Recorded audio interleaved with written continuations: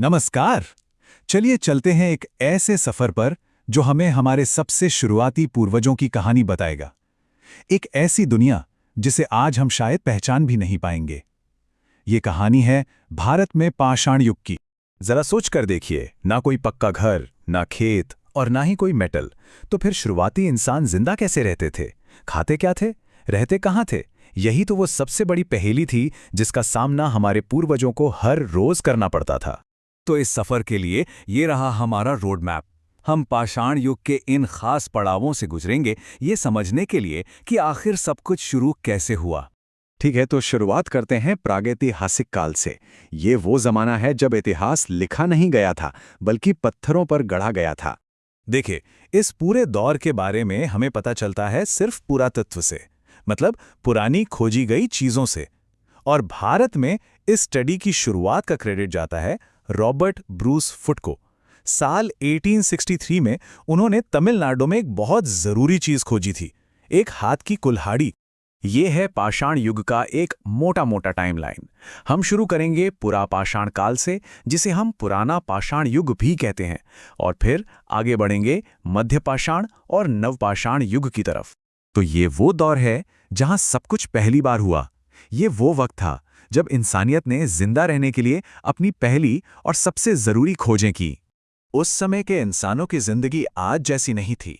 वो खाना बदोश थे, मतलब खाने और ठिकाने की तलाश में हमेशा एक जगह से दूसरी जगह घूमते रहते थे। शिकार करना भी कोई आसान काम नहीं था, और जिंदगी सच में एक लगातार चलने वाला संघर्ष थी। तो सवाल ये है कि उन्होंने इस समस्या को सुलझाया कैसे? जवाब है 3 बड़े इनोवेशन से। उन्होंने पत्थर के पहले औजार बनाए, फिर जब एक पत्थर दूसरे से टकराया तो निकली एक चिंगारी, और बस उन्होंने आग पर काबू पाना सीख लिया। और आखिर में उन्होंने दुनिया की पहली कला बनाई। और जब बात कला की हो तो हमें भीमबेटका की गुफाओं के बारे में बात करनी ही होगी। ये सिर्फ एक पुरानी जगह नहीं है, ये तो हमारे पूर्वजों के दिमाग में झांकने की एक खिड़की है। ये गुफाएं मध्य प्रदेश में हैं और अपनी रॉक पेंटिंग्स के लिए पूरी दुनिया में मशहूर हैं। माना जाता है कि ये पेंटिंग्स लगभग 15,000 साल पुरानी हैं, और ये हमें उनकी रोज की जिंदगी की एक झलक देती हैं। शिकार के सीन, नाच गाना और जश्न, जो बताता है कि उनमें कहानी कहने और कुछ नया बनाने की कितनी इच्छा थी। चलिए अब आगे बढ़ते हैं मध्य पाषाण काल की ओर। यहाँ आकर चीजें और भी बेहतर हो जाती हैं। इंसान अब अपने आसपास के माहौल से तालमेल बिठा रहा था और जीने के बेहतर तरीके ढूंढ रहा था। यहाँ हम टेक्नोलॉजी में एक बड़ी छलांग देखते हैं। पुराने भारी भरकम पेबल टूल्स की जगह अब ले ली थी छोटे, नुकीले और ज्यादा असरदार माइक्रोलिथ्स ने। इन छोटे पत्थरों को तीर और भालों की नोक पर लगाया जा सकता था, जिससे शिकार करना ज्यादा आसान और सुरक्षित हो गया था। इस दौर में कई जरूरी डेवलपमेंट्स हुए। शिकार करने का तरीका अब और बेहतर हो गया था। हमें आदमगढ़ में पशुपालन का पहला सबूत मिलता है। और जानते हैं पहला पालतू जानवर कौन था? कुत्ता, जो शिकार में साथी भी था और रखवाला भी।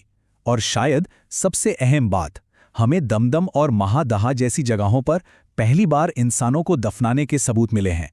ये सिर्फ एक रस्म नहीं थी, ये शायद मौत के बाद की जिंदगी में उनके विश्वास और अपनों से गहरे जुड़ाव को भी दिखाता है। अब हम आते हैं पाषाण युग के क्लाइमैक्स पर, नवपाषाण युग। ये वो समय है जब एक आविष्कार ने इंसानी इतिहास का रुख हमेशा के लिए बदल दिया। तो वो सबसे बड़ा आविष्कार था कृषि, यानी खेती। खेती करने की काबिलियत ने घूमने फिरने वाली जिंदगी की जरूरत ही खत्म कर दी। अब लोग एक ही जगह पर टिक कर रह सकते थे और अपना खाना खुद उगा सकते थे। और इस एक आविष्कार ने एक चेन रिएक्शन शुरू कर दिया। खेती से बनी स्थायी बस्तियां। एक जगह पर रहने से पहिए जैसे नए आविष्कारों के लिए समय मिला, और मिट्टी के बर्तन बनाने जैसी कलाओं में भी सुधार हुआ।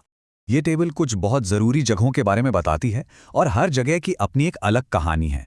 जैसे मेहरगढ़, जहां हमें खेती के सबसे पहले सबूत मिलते हैं। सोचिए, ये इंसानी इतिहास का कितना बड़ा टर्निंग पॉइंट था।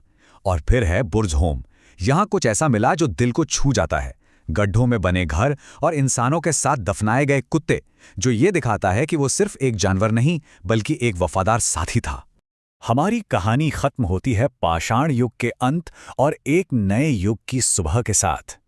ये वो दौर था जब इंसानों ने एक ऐसे नए मटेरियल की खोज की जो दुनिया को बदलने वाला था। इंसानों द्वारा खोजी और इस्तेमाल की जाने वाली पहली धातु थी तांबा, और इसी के साथ शुरू हुआ ताम्र पाषाण युग या कॉपर स्टोन एज, जो पाषाण और धातु युगों के बीच एक पुल की तरह था। धातुओं के इस्तेमाल का क्रम कुछ ऐसा था।